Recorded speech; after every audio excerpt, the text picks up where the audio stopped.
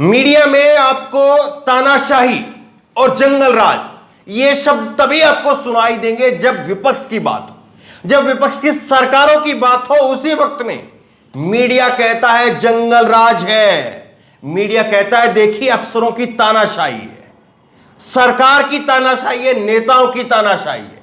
लेकिन जहां पर भाजपा की बात हो मीडिया के मुंह पर टेप लग जाता है। भाजपा में सबसे बड़ा रामराज है योगी आदित्यनाथ की सरकार का रामराज। नरेंद्र मोदी जहां से चुन करके आते हैं वहां पर उत्तर प्रदेश में रामराज चल रहा है। लेकिन एक ऐसी घटना आपको बताते हैं, आप सुन करके हैरान रह जाएंगे और आपको यकीन नहीं होगा कि ऐसा भी हो सकता है क्या। उत्तर प्रदेश के अंदर फिरोजाबाद एक जिला है और वहां पर जिला अधिकारी हैं डीएम साहब, और डीएम साहब का नाम है रवि रंजन। रवि रंजन की पत्नी सामान लेने के लिए गई थी, लेकिन कैसे दुकानदारों का पूरा सामान समेट करके रख दिया। दुकानदारों के साथ में जो हुआ है उसको सुन करके आपके रोंगटे खड़े हो जाए। ये डीएम साहब की पत्नी थी, उसके बाद हुआ, लेकिन कहीं पर कोई चर्चा नहीं। भारत समाचार ने इस खबर को किया है और भारत समाचार ने लिखा है डीएम रवि रंजन की पत्नी शॉपिंग के लिए गई थी। बाजार के अंदर डीएम साहब की पत्नी शॉपिंग के लिए गई थी। फिर क्या हुआ, शॉपिंग के लिए गई डीएम साहब की पत्नी, लेकिन सामान गाड़ी पर नहीं रखवाने पर पिटाई। दुकानदार ने सामान गाड़ी तक नहीं रखवाया मैडम साहिबा का। कहने को तो डीएम जी की पत्नी है, लेकिन हनक इतनी दिखती है कि शायद प्रधानमंत्री की पत्नी की हनक इतनी ना हो, पीएम की पत्नी की इतनी हनक ना हो जितनी डीएम की पत्नी की हनक है।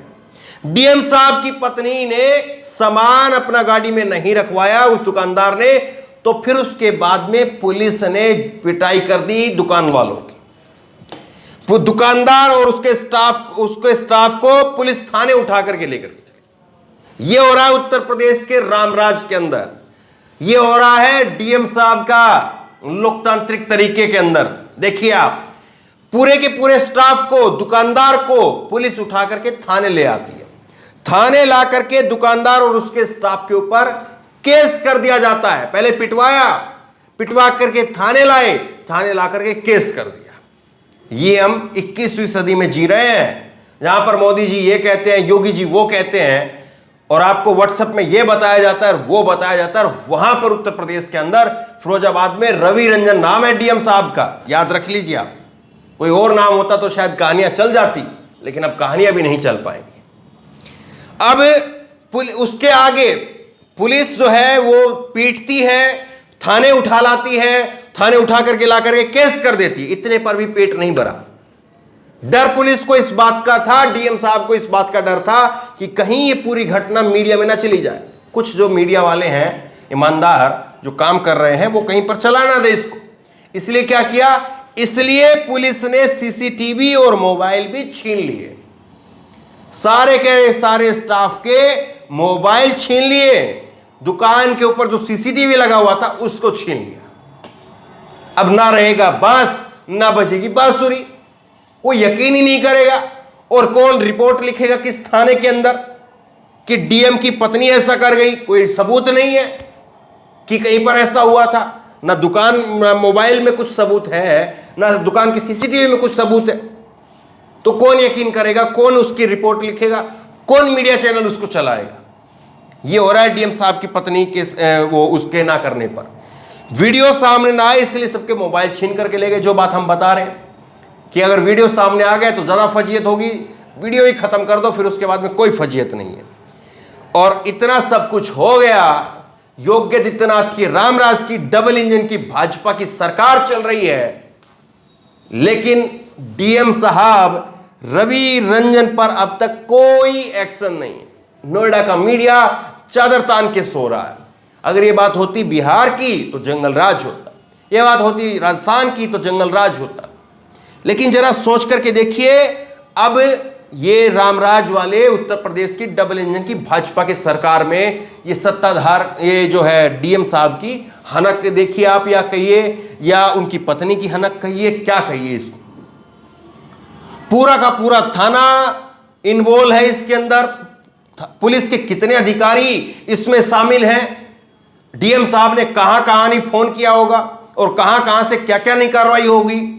और ये खबर ये जो भारत समाचार ने की है, इसको ना जाने इसको दबवाने के लिए क्या क्या किया गया होगा। जरा सोच के देखिए इस बात को।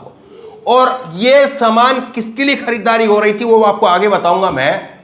अब जरा एक बात की कल्पना और करिए आप कि डीएम साहब की पत्नी किसी दुकान पर जाती है, वहां पर खरीदारी करती है, तो कोई गली नक्कड़ चौराहे की कोई आम मामूली दुकान नहीं होगी। इस बात को भी आप मान लीजिए, कोई ना कोई अच्छी रसूखदार दुकान होगी, बड़ी दुकान होगी। वहीं पर ले जाकर के ड्राइवर साहब ने डीएम की जो पत्नी है उनको वहां पर उतारा होगा, फटाक से दरवाजा खोला होगा कि जाइए बड़ी दुकान है लाला जी की, सब कुछ यहां मिलेगा, यहां पर खरीदारी कर। एक ऐसा दुकानदार जिसकी दुकान की हैसियत यह है कि डीएम की पत्नी वहां पर सामान खरीदने आ सकती है, इतना बड़ा उसकी दुकान का अंदर सामान होगा, उसका रुतबा होगा, उसका नाम होगा। लेकिन ऐसे एक दुकानदार के ऊपर, इतने बड़े दुकानदार के ऊपर क्या हो रहा है, उसकी पिटाई हो रही है। एक ऐसे दुकानदार के पूरे स्टाफ को रिपोर्ट लिखवा करके उसका केस बना दिया गया। ऐसा दुकानदार, सोच करके देखिए, कोई रेडी खोमचे वाला होता जिसने बगल से निकलते निकलते मैडम की गाड़ी को जो है जरा सी स्क्रैच लगवा दी होती, उस रिक्शे वाले का क्या हाल होता, उस खोमचे रेडी वाले का क्या हाल होता अगर वो जरा सी स्क्रैच भी लगवा देता। यहां पर तो पूरी दुकान को जो है वो नपवा दिया, पूरे स्टाफ को नपवा दिया है। सोच करके देखिए इस बात को। कोई आम व्यक्ति अगर चलता चलता राह चलता, अगर डीएम की पत्नी साहिबा को जो है अगर जरा सा कहीं से हाथ छू जाता तो क्या हाल होता। कि हम लोकतंत्र में जी रहे हैं क्या? ये तो अंग्रेजों के राज में पुरानी फिल्मों के अंदर देखते थे कि ऐसा ऐसा ऐसा होता है। अब तो डबल इंजन की सरकारें चल रही हैं, रामराज आ गया है, सब कुछ तो हो रहा है। तो ये रामराज में इस तरह की तस्वीर आखिरकार क्यों है कि डीएम की पत्नी का अगर वो कोई सामान नहीं छुड़वाए तो फिर ऐसी हालत क्यों हुई? अब मैं आपको बताता हूं ये सामान खरीदारी किसके लिए हो रही थी। ये सामान की खरीदारी, भारत समाचार ने इसमें बताया है कि सामान की खरीदारी जो है वो हो रही थी गरीब बच्चों के लिए। गरीब बच्चों के लिए सामान की खरीदारी करने के लिए मैडम जी पहुंची थी।